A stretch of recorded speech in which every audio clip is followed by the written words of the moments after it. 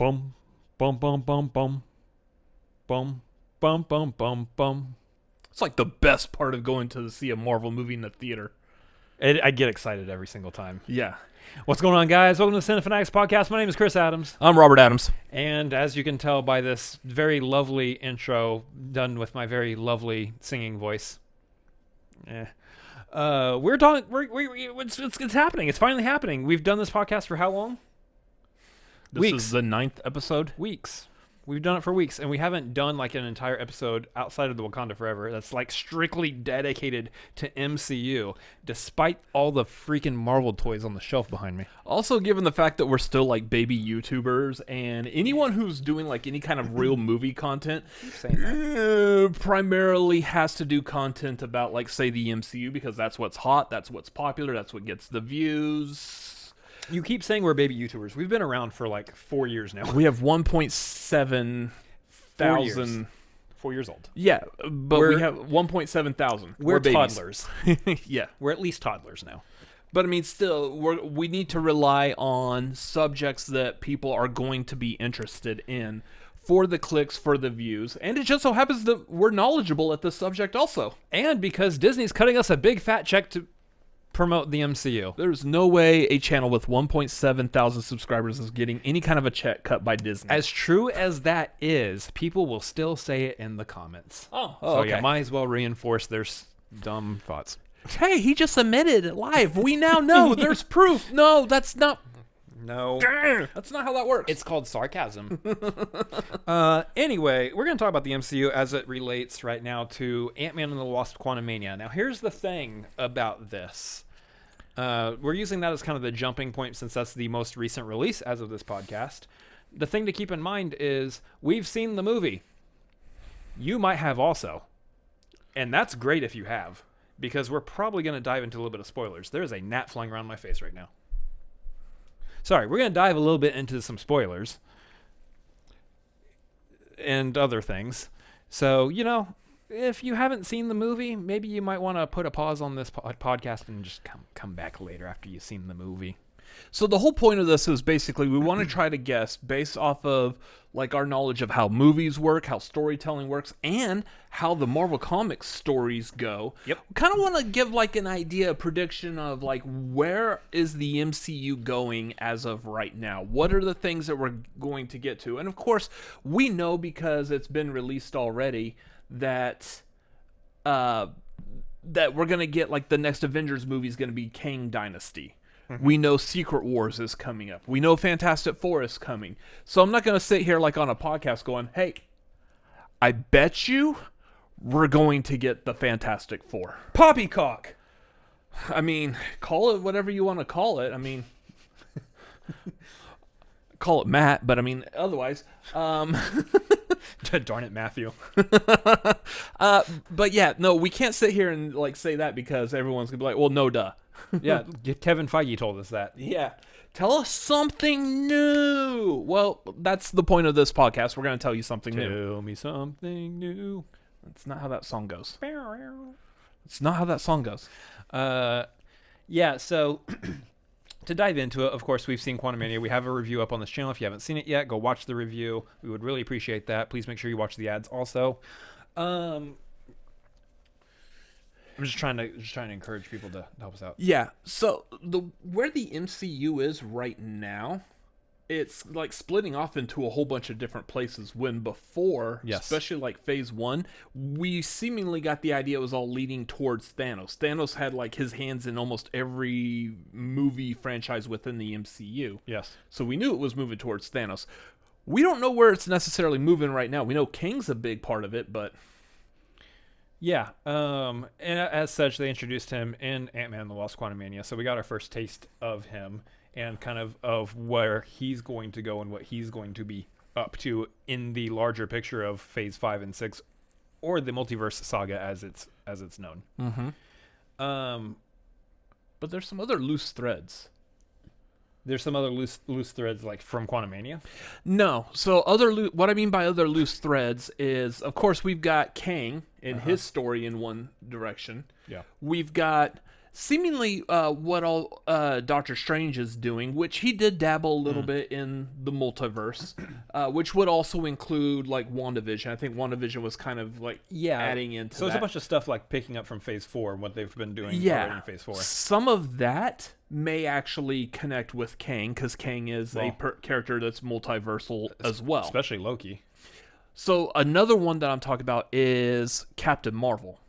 So also a thread left over from WandaVision is we have what's her face, like Spectrum, Maria. We got Monica. We got Monica Rambeau. Which one's the mother? Which one's the daughter? I'll never tell. Yeah, we got Monica Rambeau, who at the end of WandaVision was approached by a Skrull saying Fury wants to speak to you or something, and then they like Star Trek teleported away to like the mothership or the Enterprise or something. Yeah, because last place we saw Nick Fury, he was hanging out on the ship. And then there's also go back to, I think it was like Far From Home.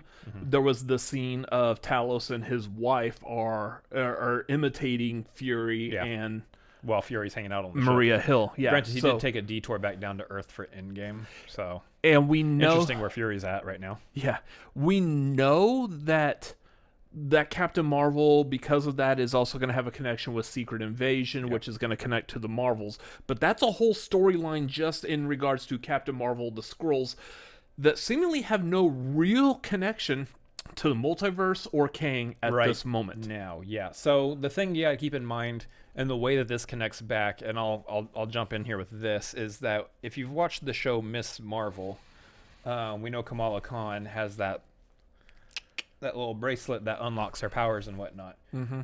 Just like the technology that Phastos was using in Eternals, we tend to believe that some of the stuff can be or could be related to some of the technology that Kang is using, or not just the Eternals, but also the 10 rings from Shang-Chi. So where do they all come in? Yeah. Remember at the end of Shang-Chi, there was that post-credit scene where they were talking about what's the origin of the rings. It's something ancient, but something kind of futuristic at the same time. There's reason to believe that technology is also connected to the technology that Kang uses. Potentially. Also keeping in mind that the end of Eternals also left it open with Arishem is not happy. Yep. He's not a happy Celestial. So where does he come into play with this? There's another like loose end. So like all of this is still loose ends on top of what we know is coming. We know that they're going to be shoving the X-Men into the MCU at somewhere, somehow. Assuming the first movie might come in Phase 6. Maybe. But I mean, so far, thus far, we've only gotten we've only gotten connections to the X-Men in the terms of the use of the word mutant. Yeah. Both from Kamala Khan, or Kamala Khan's friend or whatever told her that she's a mutant, and then we also have Namor said it in Wakanda Forever. Namor. Yeah. So how are the mutants actually going to play into this? How do they bring them in? How do they bring in the Fantastic Four? Because that is also going to, in turn, bring in Silver Surfer and Galactus. Sorry, we're like super nerding out here. And that's a big if Silver Surfer and Galactus even play a role at this point in Phase 5 and 6. Because keep in mind, we're at least getting one Fantastic Four movie in Phase 6. At the start of Phase 6, we might not get a second Fantastic Four movie in Phase 6. Hold on. We might not get a second Fantastic Four movie in Phase 6. We might also not get a Silver Surfer specific movie in Phase 6. So the Coming of Galactus storyline might not even happen in the Multiverse Saga. So I'm saying this not limiting it to the phases. Silver Surfer and Galactus are coming. There is absolutely no way that the MCU is going to exist without them bringing in Silver Surfer and Galactus now that they have rights to the Fantastic Four from Fox. Yeah, so we know they're going to show up at some point. I'm thinking like up to this point, though, what we know of the MCU thus verily, is that we've got up to Phase 6. We've got up to Kang Dynasty and Secret War right now is what's planned out. There's some movies in Phase 6 we still don't know, but This is the MCU as far as we know it. We don't know what happens to the MCU past Secret War. I know a lot of people out there on the internet talking about Secret War is what you kind of end the current MCU as we know it on.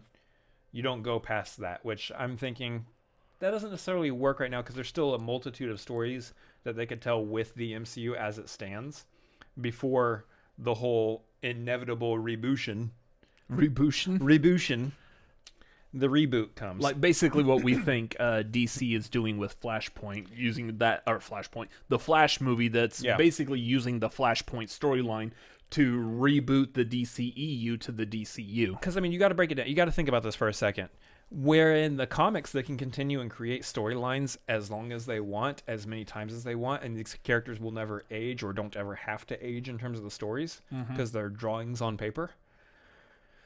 The movies work differently because real people are involved. Real human beings are portraying these characters on film, and real human beings do age over 10, 20 years. Which is why we've had like 3 actresses play Cassie Lang so far. More or less, yes. Also because they wanted to... Time has happened. They wanted to rapidly age that character up a little bit, too.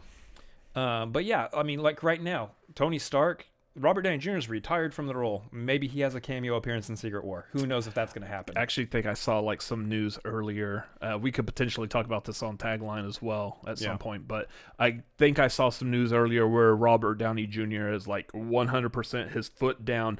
I'm not coming back even for like cameos or whatever. Which, I mean, take that as you will. Hugh Jackman said he's not playing Wolverine anymore. And guess what? Deadpool 3 says otherwise. Yeah, so... Yeah, we'll see. So yeah, going off of that, Robert Downey Jr. is Tony Stark. Under that idea, let's just stick with that. He's done. No, so Tony Stark, as he has appeared in the MCU, no more. We don't see Tony Stark anymore. But there's so many more stories that Iron Man that you could tell with the Iron Man character that they just never touched in the movies. So yeah, I mean, like these real humans, they age out of these roles. So at some point, the MCU has to reboot because they will have used all the heroes.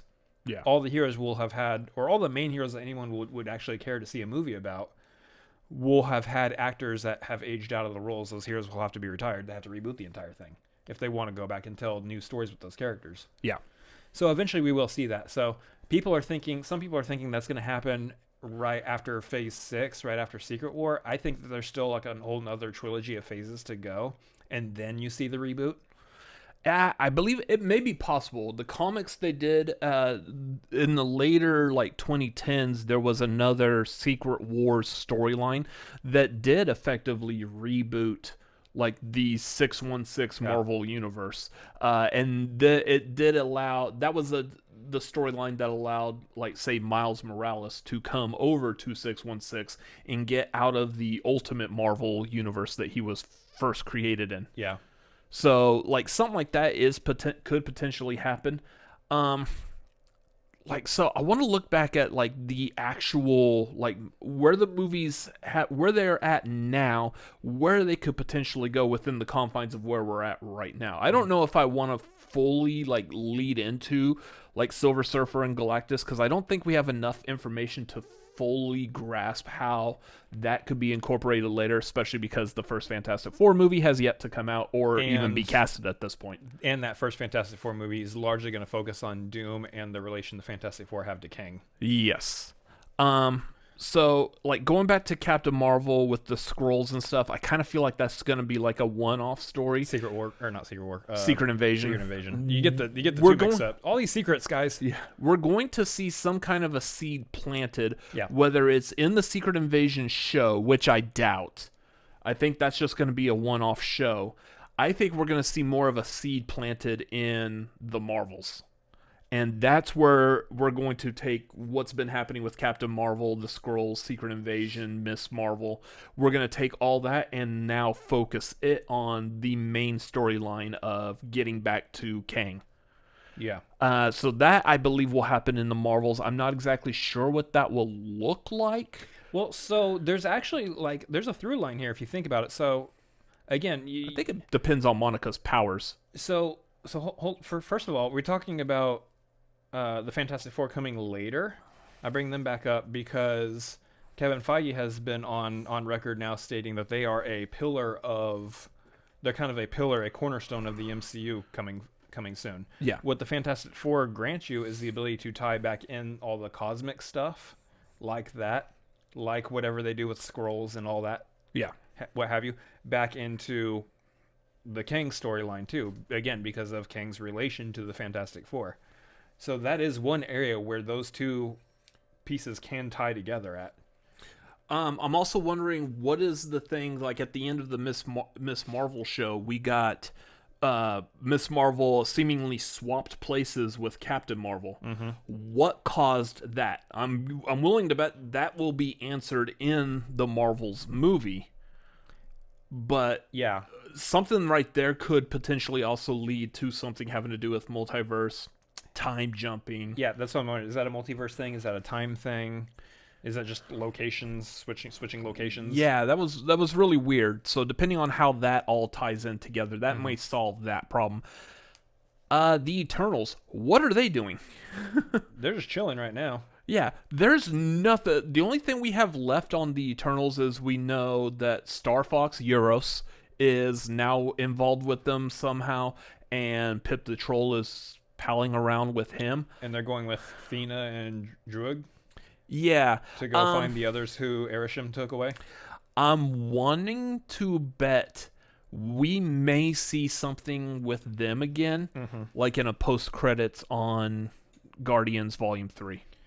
That would be interesting to tie them back into Guardians. That would make sense. Because the only other place I could see any of them popping up would be like post-credits for Blade, because of Blade's connection with the Black Knight. And that's a stretch, because I didn't think that was, like, when we first heard it, you remember I didn't think that was Blade. I was like, why is is this mysterious voice popping up out of nowhere? Yeah, this has nothing to do with vampires. Why is Blade up in here? And I know, like, Blade and Black Knight have a connection in the comics, but, I mean... That did not occur to you while you were watching that post-credit scene. Yeah. Yeah, so... There's those who want to comment below. It is... I know. Yeah. I know. It is crazy how many, like, threads and stuff there are all over the place, because you think about that, you think about, okay, we got to do Blade and the supernatural with vampires. That could still kind of bleed into what they did with, like, Werewolf by Night, but at the same time, we've also got Black Widow, Thunderbolts, all that happening over here. Captain America with the leader and everything's going to happen over here on this side of the coin. And, like, all of that feels much more grounded and more, like, in the real world sense. Yeah. More or less. And none of that feels tied to the Kang storyline either. Yeah, so... I think, so in my opinion, I believe the stuff with Captain America, New World Order, and Thunderbolts, both of those movies are basically, those are going to be just setting up the players. Yeah. Those are all going to be... Where's everybody at right now? Characters and people that will have more meaning and more impact in the greater story when it comes time for Kang Dynasty. We just need to know, like for Thunderbolts specifically, we need to be reintroduced to these characters as they are all working together under... essentially, Thunderbolts should be put together much like Suicide Squad. Hopefully not as bad as Suicide Squad. Yeah. Hopefully closer to the Suicide Squad, because that seemed to work better. But that's basically what they're doing, is they're combining them. We need to see how they all work together, and then... moving on from that to how they fit into the larger MCU storyline. So I think those are all just going to be primarily filler. Yeah. I'm trying to think, like, there's a couple I want to touch upon specifically with Kang Dynasty and Secret Wars. I'm trying to think if there's any other, like, loose ends real quick to tie up. The Hulk thing. So She-Hulk. She-Hulk, yeah. She-Hulk and Hulk. I don't know. I don't know if we're gonna see Scar anywhere. Well, I mean, he pops up at the end of She-Hulk, so we imagine that they want to do some kind of was it World War Hulk or Planet Hulk? I get those two mixed up in terms of name. So Planet Hulk is what we already effectively got With in Ragnarok. So it'd be World War Hulk is what we're looking towards. Sure, but the World War Hulk storyline is that Hulk is pissed because the Illuminati in the comics, not the ones from Doctor Strange, Mom. They're the ones that sent them off planet. Yeah, they exiled Hulk to Sakaar.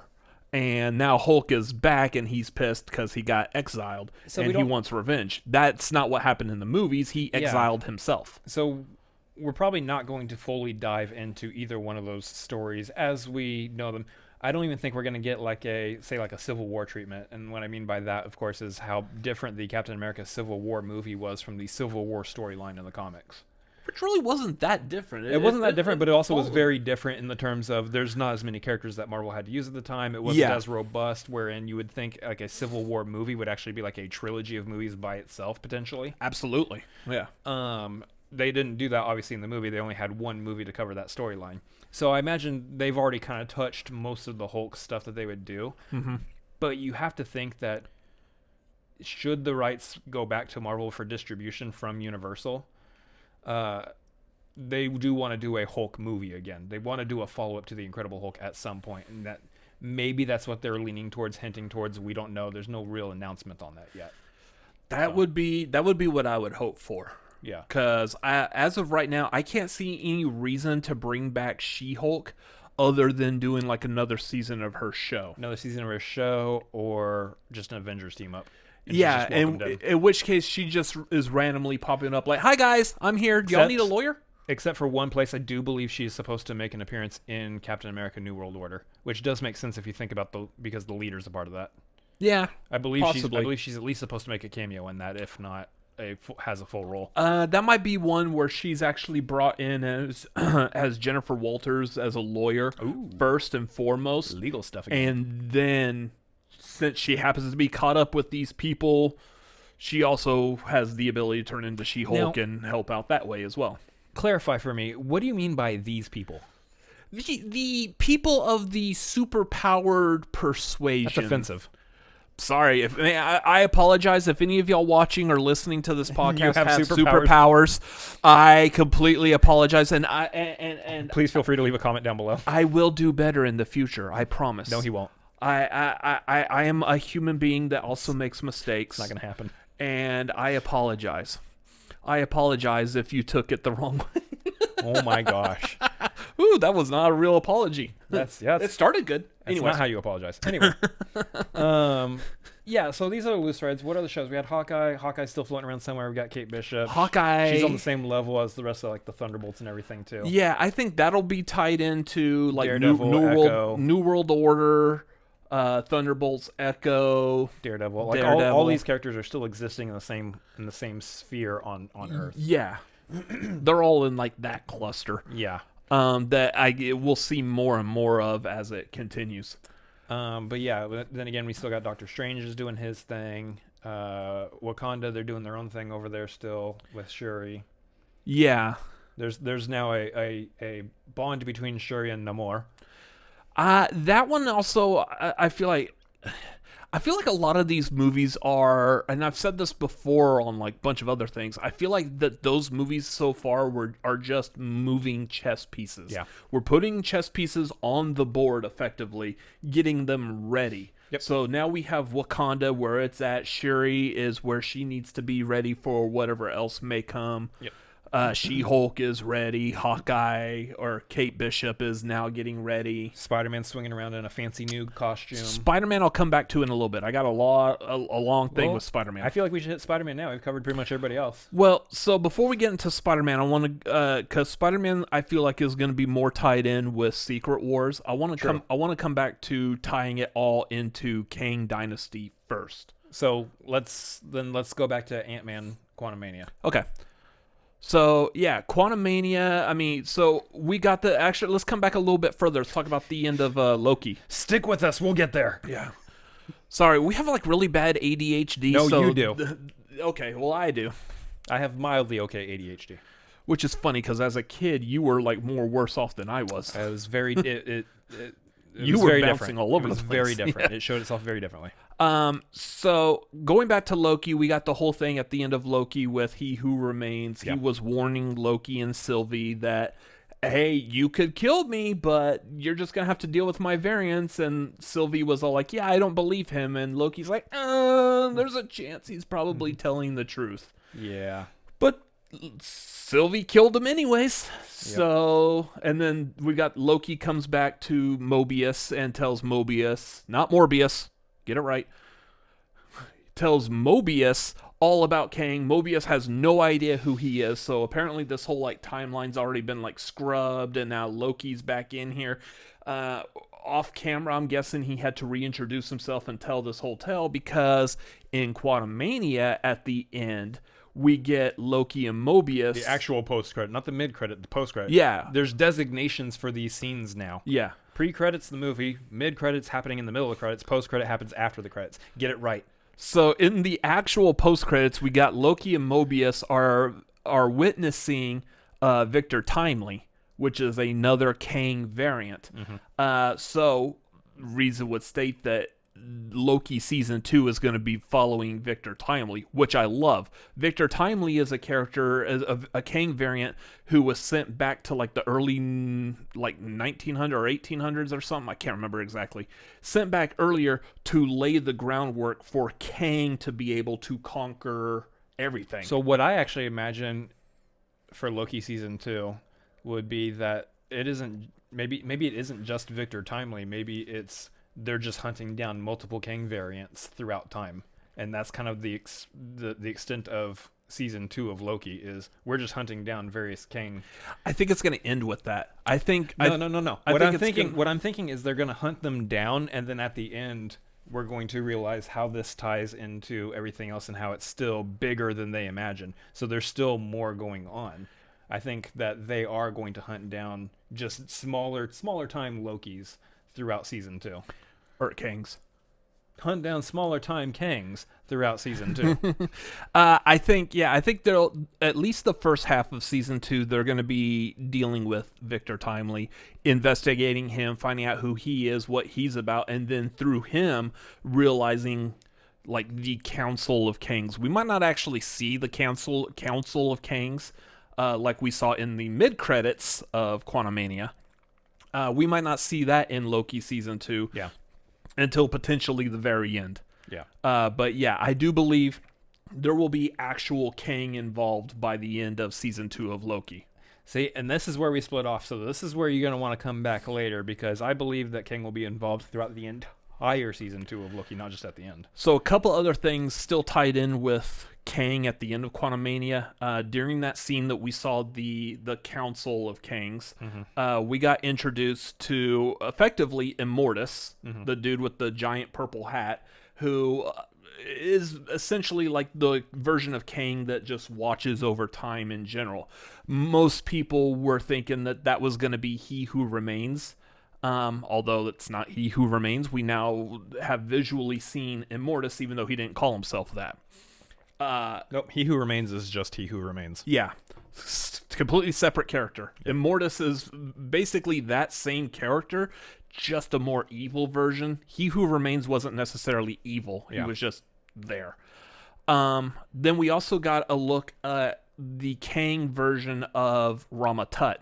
Yeah. Which those who know X-Men knows Rama-Tut is an Egyptian warlord, not necessarily a god, but he's just an Egyptian leader. Pharaoh? Yeah, like way back, like in BC time. And he was the one who found and raised Sabanur to become Apocalypse later. Ooh, X-Men? So there's another tie, at least for X-Men and Apocalypse. And there's another tie for them to do Apocalypse correctly. God love you, Oscar Isaac, but that movie was willing to bet. Woof. Yeah, I'm willing to bet that's what they're going to do. We will see Rama-Tut again, and Rama-Tut will be in there to introduce Apocalypse, and we're going to get a proper Apocalypse in the MCU. Again, this is going to be very loose just because we have no idea how they're actually bringing in the X-Men. Correct. They could bring in the X-Men because of Apocalypse. It's because of Apocalypse coming in that Xavier's like, yeah, I need to get like a team of mutants who can understand mutants and fight this mutant, and that's where he starts gathering people. It would be an interesting way to go to do that pretty much before you do Magneto. So yeah, like Magneto may have a hand in there as well, but It may be like I'm collecting these students to fight Magneto, but in actuality, Apocalypse is the bigger threat, and he's the one that I'm wanting them to be prepared for. That's very loose, and like I don't mean that as an actual, this is where this is going to go, because we just don't know. Yeah. The other Kang variant, we have to assume, I believe, was like the version of Kang that's kind of like Iron Lad. That would be... That I'm not 100% on. Yeah, I'm not 100% sold on that either, because he's supposed to be younger. Yeah, and he didn't look that young. And he wouldn't look like Jonathan Majors, or at least not Jonathan Majors in the age that he's at right now. So that one's not 100% certain. It could be someone else. If you actually, in the comments, if you have a better idea as to who that could be, feel free to let us know in the comments, because we're very interested in finding out which other King variant could this possibly be. Yeah. And then of course we got the entire Council of Kings that we saw, which obviously they're not really going to play into anything until the Kang Dynasty. That's where we'll see them really. So this brings me to the point where, just as a quick side note, the Avengers seem to like fighting just swarms of whatever bad guy is happening. Yeah. Chitauri in the first Avengers, bunch of Ultrons in the second Avengers, Thanos' army in Infinity War. Now we just have Kangs. And now Kang Dynasty, we're just going to have them fight a bunch of Kangs. Yeah. Possibly. I mean, I can see it going that route. We'll see if they actually do that. That'll be funny. And then you can have Sam and Bucky talking about which one of the big three does this fall under. Yeah. That would be funny to bring that. I doubt they'll bring that conversation back up, but that would be funny. On your left. You know, they could. You're on my right. I am on your right. So, anyway, the fact of the matter is that you go back to Ant-Man and the Wasp: Quantumania. We're introduced to Kang here. Mm-hmm. He's kind of taken over the empire, made an empire essentially. He actually used the word dynasty in the movie. They did in the marketing also. The trailer for it said, "Be like, get ready or be prepared for a whole new dynasty." They're already starting. Yeah. Marvel's genius marketing. And we've seen this before. Essentially, they used the word "endgame" before it was used in a title. So I like that. I like the fact that I don't know if they actually had that planned to begin with. Maybe. We don't know, because we were only introduced to as Infinity War Part 1 and Part 2. They may had already planned to call them two separate things, but they just told us, the audience, we're calling it Part 1 and Part 2. They didn't want to say Endgame yet. They didn't want to say Endgame, even though it's already been said at least twice by that time. Yeah. One by Iron Man and the other one by Doctor Strange. Yeah. So it's possible that was already planned out. This time they're flipping it, where we already know the movie's going to be called Kang Dynasty. Now we're going to start dropping the word dynasty and they're randomly. They're doing that to prick your ears. Yeah, and we're like, ooh, I want to find out about this. They said the thing. Yeah. They said the thing. But yeah, so we get to see like a little bit of Kang's power. They don't really like dive too deep or too hard into Kang. They kind of just do, like, Janet has like some brief glimpses into what his power has done and what he was capable of doing.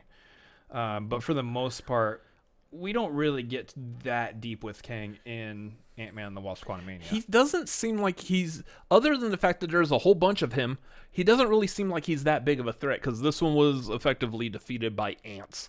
Yeah. So, more or less. mean, that's not really like, hey, good job. You were defeated by an ant. An insect defeated you. There's a trend with Marvel villains where sometimes they're just defeated and thrown off by just the most mild-mannered thing, Ronan in a dance battle to save the universe. Yeah. So there's that.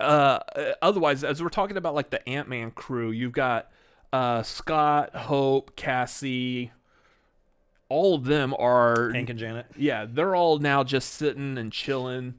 Scott is aware that something else could be coming that potentially could destroy the universe. I think that's just the foreshadowing of the Kang Dynasty. Oh, okay, yeah. So we're talking about like right at the end of the movie. Yeah. Yeah. So I don't think that's leading to anything other than just straight jumping into the Kang Dynasty. I love the way they handled that too, which is the... Could I have made everything a whole lot worse? Did I mess everything up? I'm sure it's fine. Which is a great juxtaposition, because he did. Because he was the one who effectively solved everything in Endgame. He was the answer, the solution in Endgame. Well, technically that rat was, but I mean, butterfly effect. Yeah. He was the solution. Now he's the cause of the problem. So nice little flip there. I like that. Yeah. But yeah, all that's leading to Kang Dynasty. I don't know exactly what Kang is doing, what he wants to do. He's kind of a generic, I just want to conquer everything and rule the world, and I don't know what I'm going to do with it once I'm in charge of it.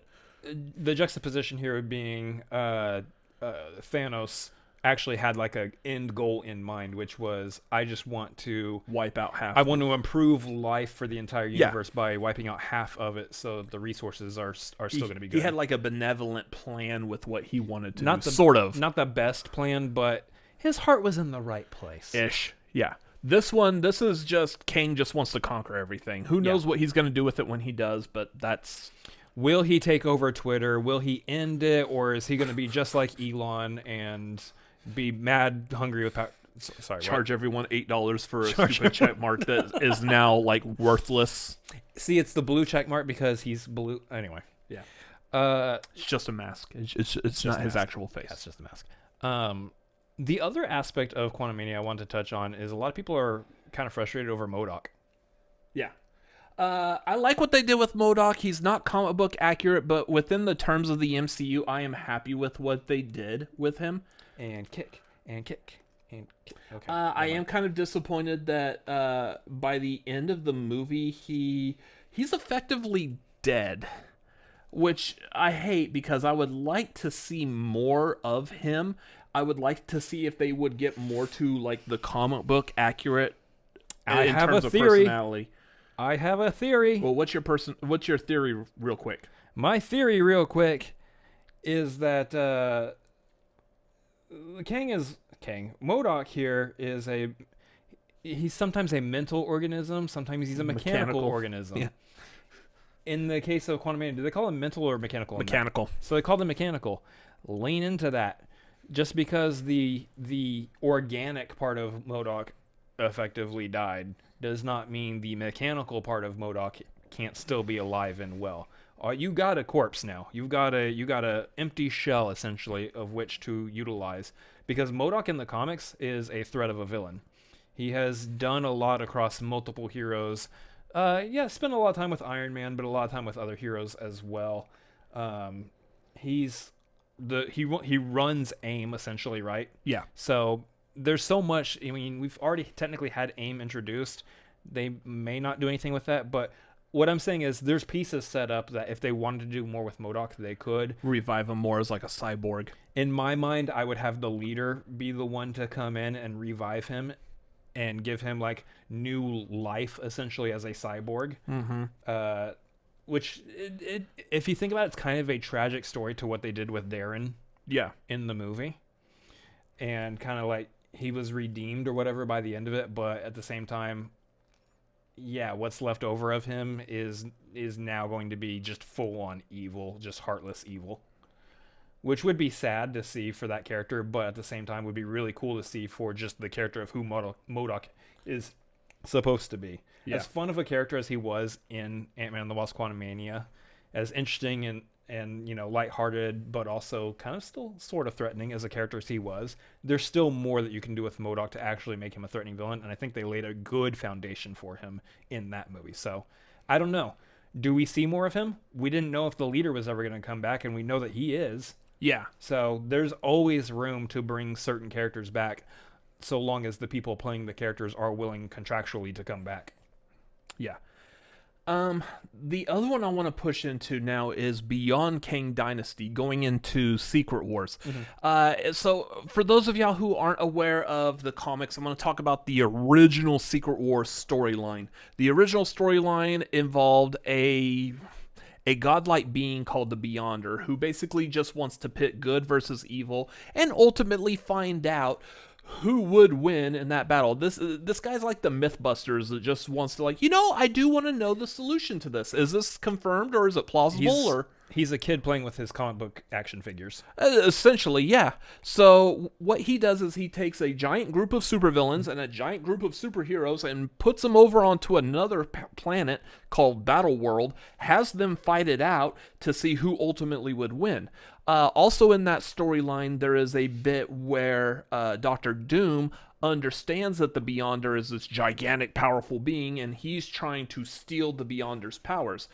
Spoiler alert, he does, but it's because the Beyonder allows him to. So this is going to be interesting. So we're going to get the setup of Doctor Doom, obviously, in Fantastic Four. There's a very good chance this will... The theory being here, because we know Doctor Doom is a super powerful villain in the Marvel Universe, can be a major, bad guy for many, many characters. You're going to have Kang, and then once Kang is done, you have Doctor Doom is still lurking, going, nope, I'm the bad guy you got to face now at the end of Phase 6. Potentially. The other thing I like on this is they did touch upon the Secret Wars storyline in the 90s Spider-Man cartoon. A lot less characters because they didn't have full rights to all the characters. So they didn't select half the comic book characters that existed to join in this. But they did what they did is they made it where Spider-Man was the leader of the heroes, and he was being progressively trained or challenged by Madam Web for a couple of seasons before. Secret Wars was one of the final storylines, that and the Clone Wars they did. So for 2 or 3 seasons at least, Madam Web would sporadically pop up and tried to get Spider-Man to solve his current solution by thinking about something that he probably technically would never actually think of or understand. Yeah. Think outside the box, Spider-Man. Yeah, thus solving his current problem and adding some new way of doing things to his repertoire that he could then in turn come back and use later on in the Secret Wars.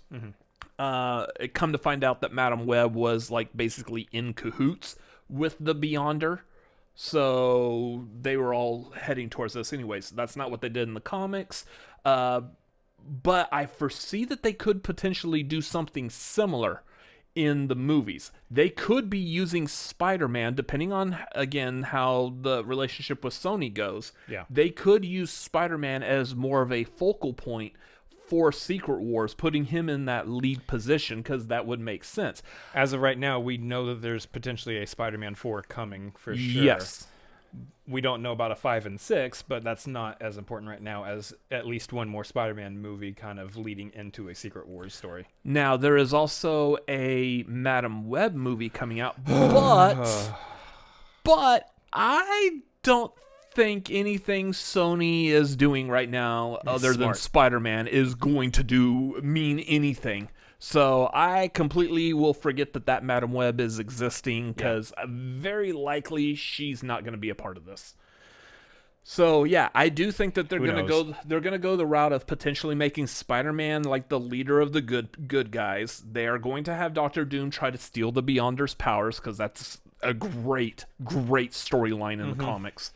And that potentially they could have the Secret Wars reboot the MCU.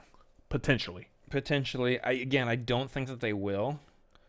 I just don't think that they will, because unless Kevin Feige has it in his plans to obviously automatically recast characters like Steve Rogers and Tony Stark. Yeah. Because those are the characters you're going to want to bring back in. We would love to see more stories with them.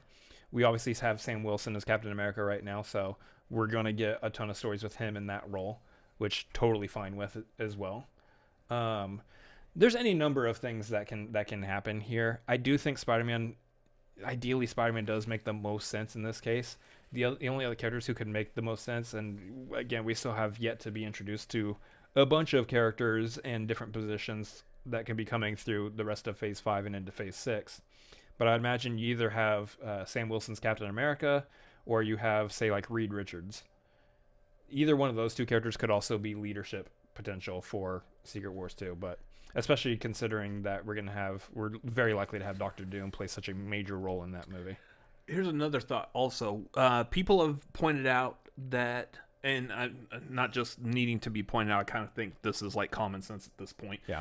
We have seen effectively a lot of our major MCU characters passing the torch, whether they physically do it or not, to new versions of themselves. Yeah. Riri, you've got Kate Bishop, Love from Thor Love and Thunder. You've got Sam Wilson, Yelena, Sam Wilson. We've got these other characters that are effectively new versions of the character before them. Yeah.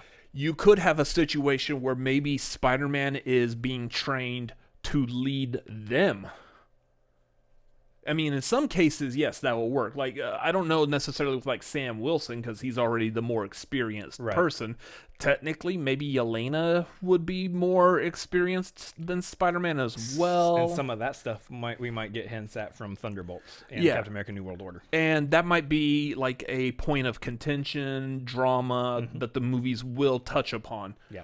Like, how are you going to tell Red Guardian that he's got to listen to this little spider kid? He's not going to listen, and that's going to be a fun thing to put on camera as their little bickering. So, yeah, that might be interesting to go to, but I don't know. I feel like that they may take some page out of the Spider-Man cartoon from the 90s and make him a leader of some sort, training people and going into that. And before you say, I don't know if they're really going to pay attention to a cartoon, remember the themes that we've heard so far for the X-Men sprinkled in throughout multiple movies now. They do pay attention to the cartoon. They're bringing back X-Men, essentially the 90s, and the X-Men 97 that's going to be coming out pretty soon. So I would almost expect it. Yeah. But yeah, here's the thing. Honestly, there's a lot of MCU to come. I am very certain we will do multiple podcasts on this topic again in the future.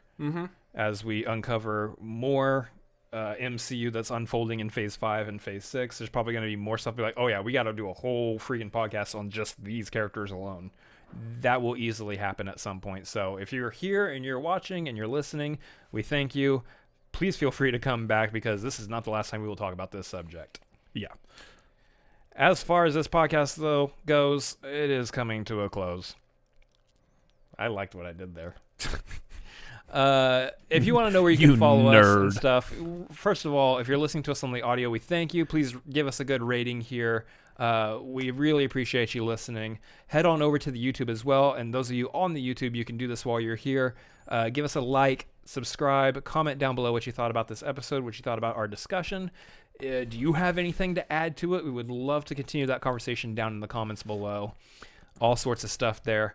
As far as everything else we're doing on this channel, please feel free to come back. Wednesdays, we've got the tagline. That is our live movie news show. We talk about the most recent headlines and movie news. Every month, we've got an episode of The Marquee. That's our movie tier ranking show. Genres, actors, directors, all sorts of stuff we are ranking. We're doing it live, and the chat is always welcome to come in and insert their opinions and thoughts on that as well. We do have one coming up. Oh, good Lord. You got to make me think of like our scheduling and stuff. At the timing of this episode, is it this weekend or next weekend? I believe it is coming up. It is going to be this Friday. This Friday, yep. So this coming Friday will be the Marquee. We are tier ranking the entire Rocky series, including Creed and Creed 3. So go see Creed 3 and then come watch the Marquee on Friday. That's going to be Friday night, 7:30 Pacific, 10:30 Eastern. Got it. So we're doing all sorts of stuff here. You're going to want to come check it out. Follow us on Twitter and Instagram at Cinefanatics MLP. And you can follow me specifically at Chris Adams MLP on Twitter, Instagram, and Letterboxd, as well as twitch.tv/Chris Adams MLP. Where you're playing all kinds of fun games and building a great community over there. I already have down like what you typically say for that. Absolutely. You can follow me at Robert Adams MLP on Twitter, Instagram, Letterboxd, and youtube.com/@RobertAdamsMLP, where I will be doing something at some point soon. Got it. Yeah. Well, anyway, guys, we appreciate you joining us for this episode. Thank you so much. Come back. We're usually doing these about 2 weeks out from every other week. Yeah, every other week. So feel free to come back on the next one. Go back, listen to the episodes you may have missed, or re-listen to them if you've caught them before. And we'll see you on the next one. That's it. Enough said. I was gonna say that. Ha! Beat you. Excelsior. Oh, it's the other phrase.